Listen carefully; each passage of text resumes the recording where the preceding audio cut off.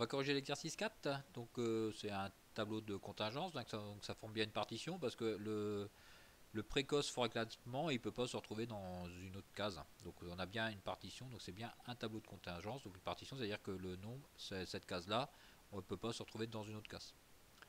Alors vous avez j'ai un petit début de script. Donc là, la ligne A, donc la ligne A, vous voyez, j'ai recopié les 3, 1, 2, 0. Donc 3, 1, 2, 0. Somme de A, somme de A, ça va faire la somme. Et je vous ai écrit que la commande append, ça ajoute en fin de colonne, en fin de liste A, ça rajoute le caractère qu'on a écrit, donc la somme de A. Donc écrire les valeurs de la liste après cette commande, donc ça va commencer par faire la somme de A. Donc somme de A, ça va faire 3 plus 1 plus 2 plus 0, qui va donc nous faire 6.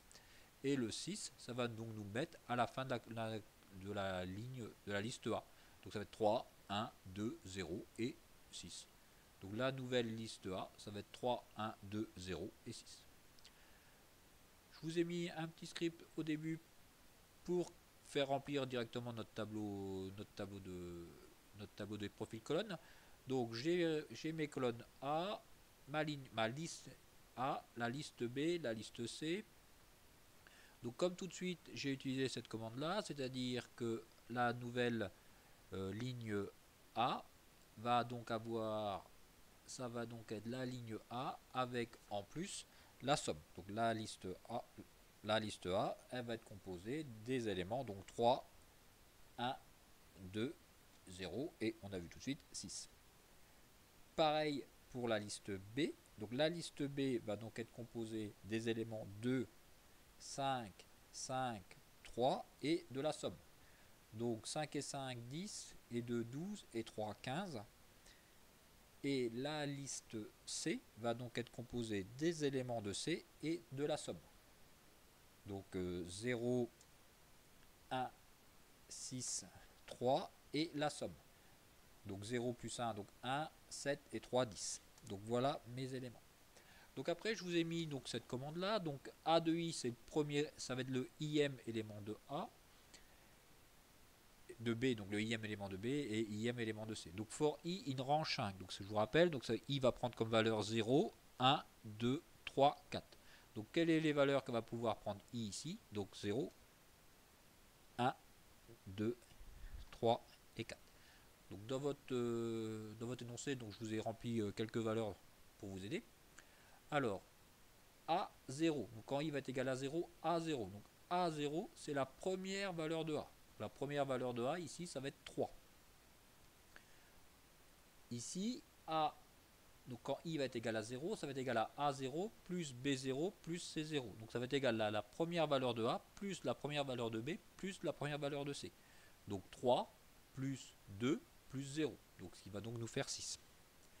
Et là, comment est défini la variable que j'ai nommée vert? Donc ça va être la première valeur de A divisée par la somme des premières valeurs de A, de B et de C. Donc la valeur qu'on va mettre ici, ça va être 3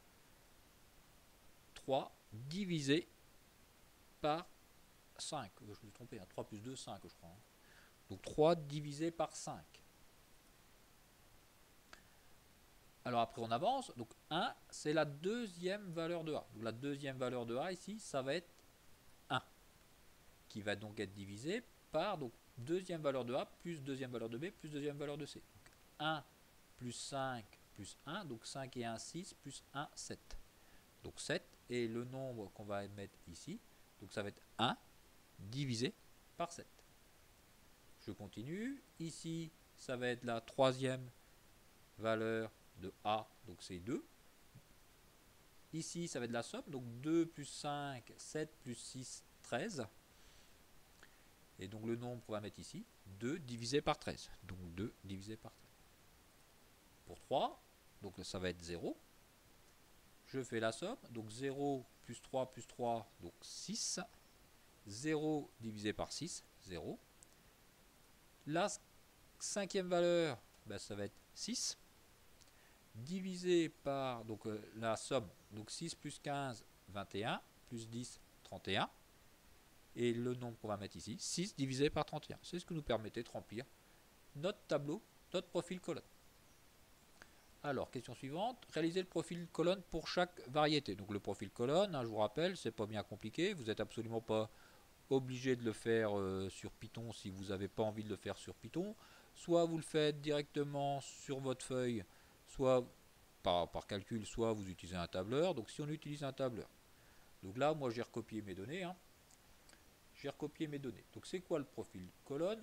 Donc là, mon profil colonne pour cette première colonne, là pour les précoces, eh ben, le nombre qu'on va mettre ici, ça va être 3 divisé par le total. Donc 3 divisé par 5.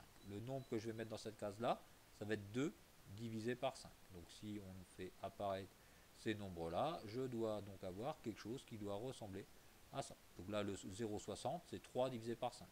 Le 0,40 qui est là, c'est 2 divisé par 5. Le 0, 0 divisé par 5. Je vais faire pareil pour les moyennement précoces. Donc le nombre que je vais mettre ici, ça va être 1 divisé par 7. Le nombre que je vais mettre ici, 5 divisé par 7, etc. Et donc je vais donc avoir mon petit tableau qui va se retrouver, qui va ressembler à quelque chose comme ça. Donc là j'ai bien mes profils colonnes, c'est-à-dire qu'on met sur 100%.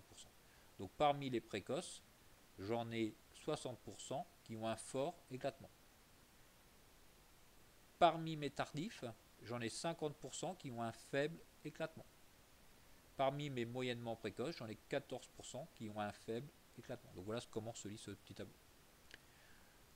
On va faire un petit diagramme triangle pour représenter cette étude. Donc le diagramme triangle, je vous rappelle, donc ça va donc former un triangle et on va placer les points, uniquement les points de coordonnées 0,60, 0,40, 0,14, 0,71, 0,15, 0,38, 0,50 et le point marginal. Donc vous me faites un triangle de côté, donc 1 sur 1 quoi en fait. Hein. Donc on fait notre triangle et on place nos coordonnées. Donc le premier point 0,60, 0,40. Donc j'ai fait mon petit triangle. Vous voyez 0, 1, vous le faites sur votre feuille. Hein. 0, 1, 0, 1, j'ai mon triangle. Le premier point qui est là, c'est le point de coordonnées 0,60, 0,40. Le point moyennement précoce qui est là, c'est le point de coordonnées 0,14, 0,14, 0,71. Le point de saison, c'est le point 0,15, 0,38.